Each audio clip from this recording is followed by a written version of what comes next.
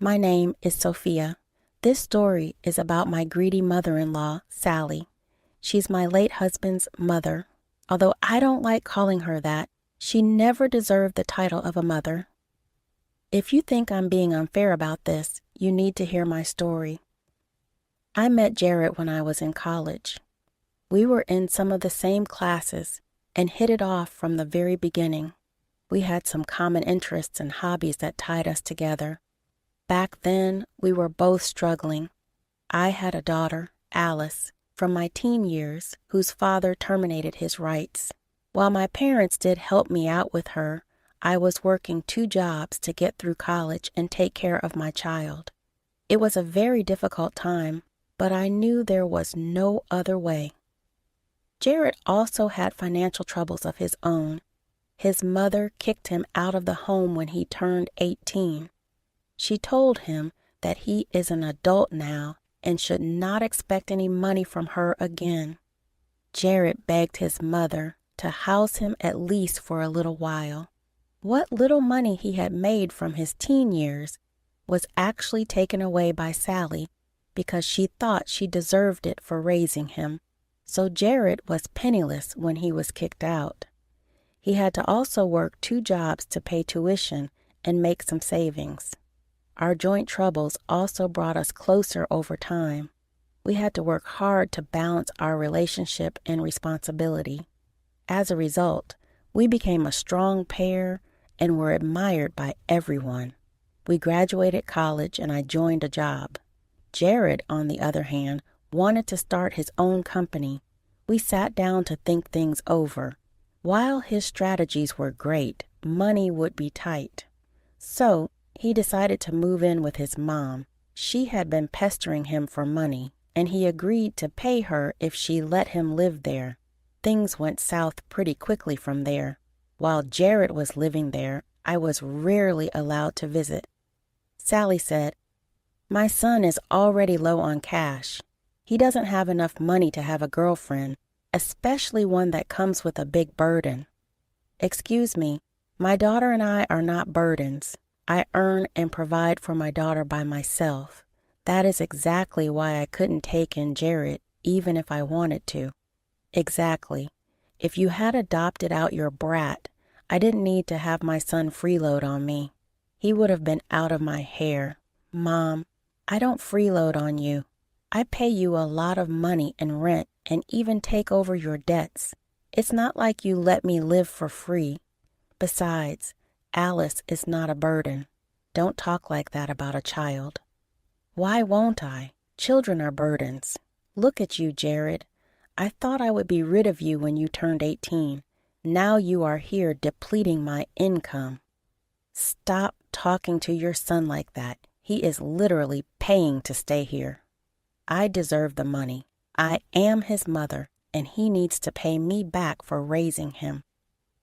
This is just an example of what Sally was like when we were struggling. At times, I wanted to take away Jared from her clutches and keep him away from her toxic behavior. However, Jared didn't want to go. He said that even if he left, his mother still wouldn't stop asking for money. His mental health was in shambles. I was worried about him. This went on for a year before Jared finally gave in and moved in with me. I said, "Listen to me, Jared. You can't stay at your mom's anymore. You're going into depression and I can see it. I know you are barely saving money for your business. I know you skip meals to make money. This has to stop. Move in with me." I want to, Sophia, but I don't want to be a burden to you. I'm already shuffling jobs and struggling to invest in my business. I think I have to give up my dream. Absolutely not, Jared. Listen to me. Move in with me. I will take a side job to help us. You don't have to pay anything. I'll cover the rent and everything. You just focus on your business and use your paycheck on it. After a lot of back and forth, Jared finally agreed. He moved in with me, much to Sally's disappointment. When Jared told her about moving out, she said, "Oh, so you're abandoning your mother to pay for Sophia and her brat. How could you do this to me? I am your blood. I gave birth to you, and you are betraying me for people who aren't even your blood. Mom, even if you gave birth to me, you have failed as a parent. You never thought twice before financially abusing me and cutting off help when I turned 18. I've already wasted enough money on you. I should have seen you don't want me to succeed. Your stupid business will never become a reality. Just because I give you a house, you started to think you deserve everything in this world. Once you leave, it will teach you what it's like outside. Then I will throw you out when you come begging. Yes, that's what she thought of him. Sally thought Jared deserved to be shackled to her for life. However, I wasn't going to let that happen. I promised Jared I would help him succeed. After 2 years of immense struggle, Jared's business reached great heights. I won't reveal the name of the company, but he did make it big. Me, Jared, and Alice also became closer and developed a strong bond. Alice especially formed a strong bond with Jared. She looked up to him and considered him family. Jared also embraced Alice as his own child. Once we were settled enough with a good nest egg, he proposed to me. He told Alice that he wanted to adopt her. Alice, who never had a father figure, was already considering Jared as her dad. So, the adoption took place soon, and we got married a year later. When Jared informed Sally about the engagement and adoption, she said, No, you can't marry Sophia. If you do, she needs to get rid of her brat's daughter. There is no way you are adopting her daughter." "Why? What makes you think my daughter needs to go? You have some nerve to expect me to abandon my daughter." "Mom, I love Alice. She is my daughter at heart. All I want to do is make it legally true as well. There is no way I want her to go away from us. She is not your blood. She is not a child and never will be. You need blood heirs for your company. They are not good enough. You should find someone who doesn't have children." "Mom, you are going too far. This is none of your business. We are only informing you out of courtesy." "Bother, and my opinion is important to you. I know what is best for you. You don't get to have an opinion on who I marry. I'm not going to budge anyway. I am marrying Sophia and adopting Alice. That's final. You will regret this when they end up using you for money. I can't believe Sophia made you raise someone else's child." By that point, we knew that making her understand would be completely useless. So, we chose to reserve our dignity and walk away. I did feel sad and insecure about what Sally said. When we went back home, I took Jared aside and said, "Jared, are you sure about me and Alice? I don't want you to feel pressured into anything. You know I can't drop Alice for anyone. I will understand if you choose to leave. Are you serious? I was the one who insisted on proposing to you and adopting Alice. I thought about everything, Sophia. You and Alice are my family. I would choose this family over anyone else anytime. Sorry for offending you." Sally's words get to me a bit. "Don't worry, Sophia. I can understand you are anxious. I heard enough today. We will be in low contact with her from now on. It's not like she's the best mom in the world anyway, so we decided not to have Sally around as much. She did complain a lot that Jared was moving away from her and alienating her. She was also not pleased when we didn't include her in the wedding.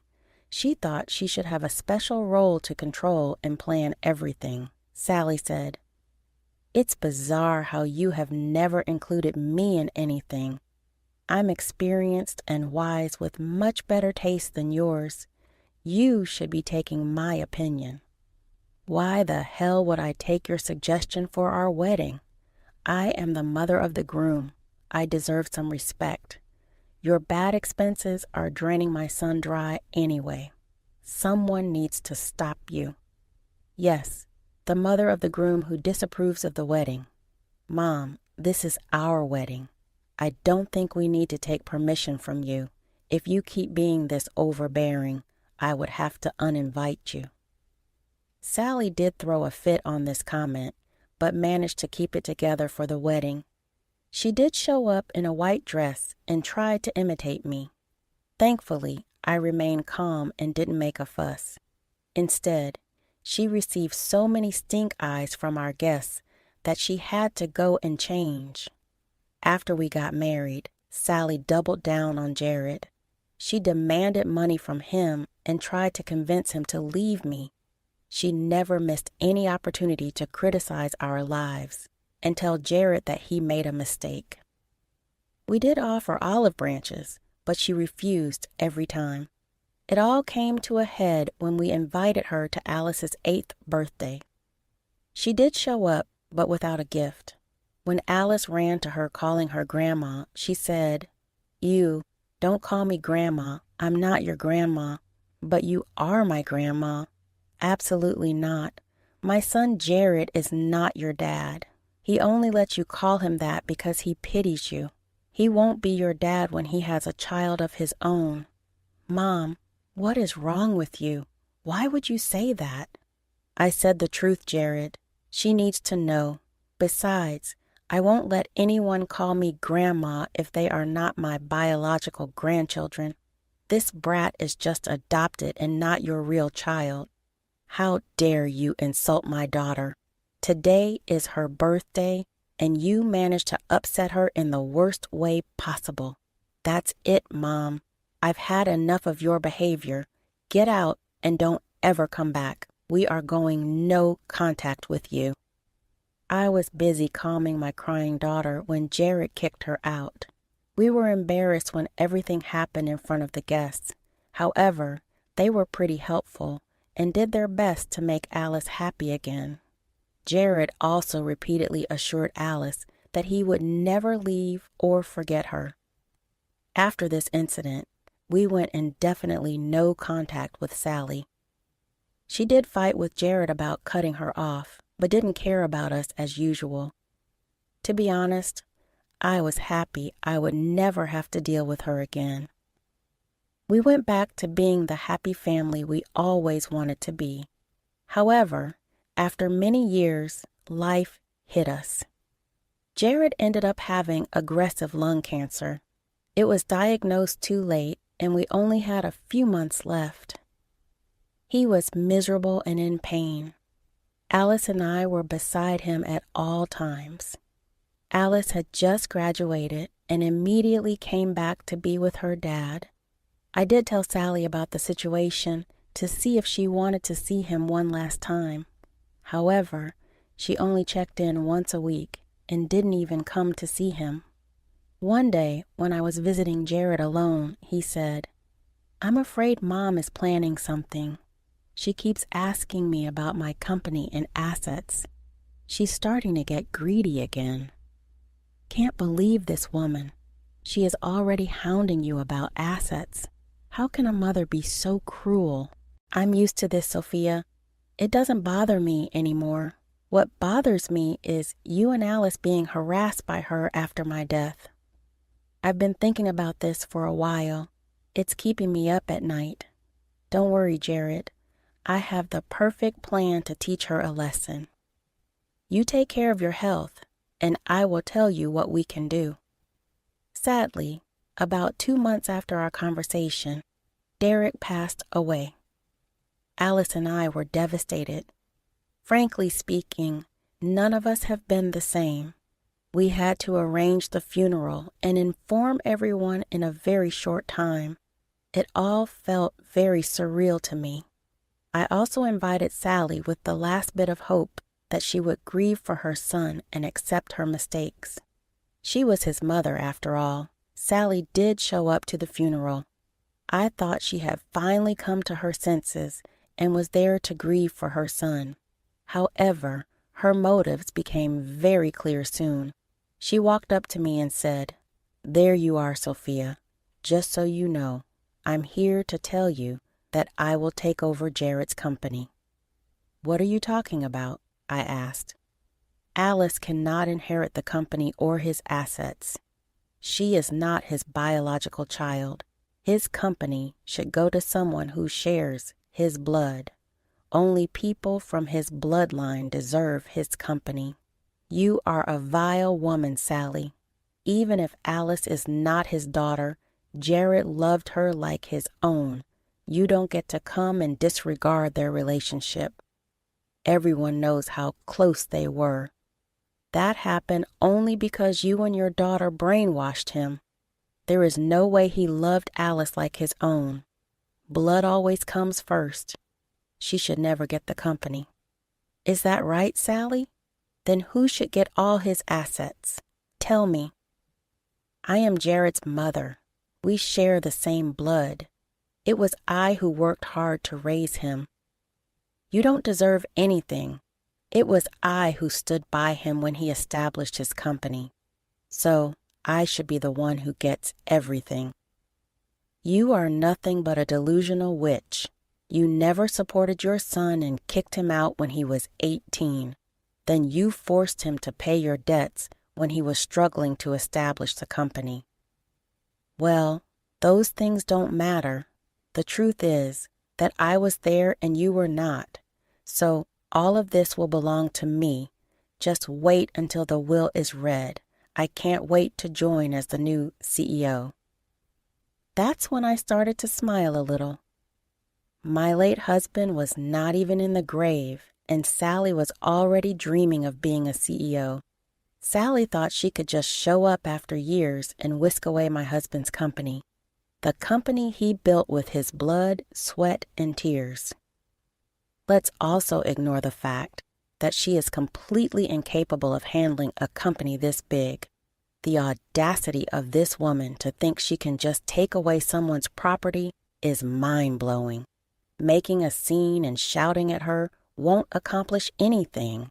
There were lots of people around, and I wasn't brought up to act like a bad woman. Besides, it was Jared's funeral, and I wanted it to be peaceful. So I calmly told Sally, "I see you have come prepared. You sure have made your plans quite well in advance. However, I think you might need some assistance from Alice." "What are you talking about? I am a grown woman with experience. I don't need the help of a bratty child." "You might want to rethink that, Sally. Here is her business card. I think you will change your mind once you talk to her." "Fine, give me the card." "Wait, what does this card say?" No. The reason for her sudden change in tune was that she finally saw what was written on the business card. You see, Sally will never become the CEO of my husband's company. That's because Jared already made Alice the CEO and transferred the company to her name before he died. When he was in the hospital, we talked about our issues with Sally and unanimously decided on this. Sally didn't know any of it. She said, No, this can't happen. Alice is not the CEO. She can never be the CEO. That brat is not fit to have such a high position. Only I deserve this company. And you know this because you have been such a good grandparent, right? You have some nerve criticizing and judging my daughter when you haven't even had a relationship with her. I always knew you and your daughter would ruin my son. Now you have managed to lay your hands on his assets. I have already hired an expensive lawyer. He will crush you in court. The judge will agree that only the blood family can inherit Jared's assets. Sally said that and left, but not before making a few threats. She didn't even wait for Jared's funeral to be over. I didn't care, though. I knew she would be back begging for help. Alice and I got through the funeral and went back to our home. Even when my heart was heavy, I was satisfied that I was able to protect Jared's company from his greedy mother. I kept his promise and took care of his legacy. As I predicted, Sally showed up at our house again. Apparently, her lawyer had told her to try and settle things out of court. No lawyer in their right mind would want to fight this out, even if they knew Sally was entitled to nothing. However, Sally was convinced she deserved something, if not all. She said, "I am here so that we can settle things out of court. I don't want to pressure you since you two are still grieving. We can just consult with each other and find a solution." "There is no need to consult anything, Sally. We already have a decision. We are not giving you a cent. You can go through with the courts. Now, you have to think rationally. I'm doing this for your benefit. Let's just discuss things so that all three of us will get something." "There is no need for that. Jared already decided what will be left to whom. If he wanted anything for you, it would have been in the will. He already divided everything when he was alive. I'm sure there has been some mistake. I am his mother and should get some assets. You have some interesting dreams in your head, Sally. I don't know how to make this any clearer. You will not get anything, and neither are you entitled to anything. We'll see you in court if you insist on fighting us." "Look, I already spent a lot of money on a lawyer. I simply can't afford to go to court. I'll go into debt. Please just sign over something so that I can retire and have a comfortable life. I deserve this much for raising your father. You don't deserve anything, Sally. You're just a nasty old lady who wants lots of money. You never even visited Jared when he was withering away in pain. Now you have come begging for help. How can you say that? I am your grandmother. You cannot do this to me. Don't make me laugh, Sally. You always told me an adopted child or stepchild would never be your grandchild. We never had a relationship because of your decision. You are no one to me. Now that you have your answer, I think it's time to leave. Don't ever think about pestering us again. Next time, we will call the police and press charges for harassment." Alice and I then kicked Sally out of the house. We didn't care where she went or who helped her. She needed to understand that her tantrums wouldn't get her anywhere. The extended family refused to help her out as well. Her lawyer's fees were piling up, and she was getting into ongoing debt.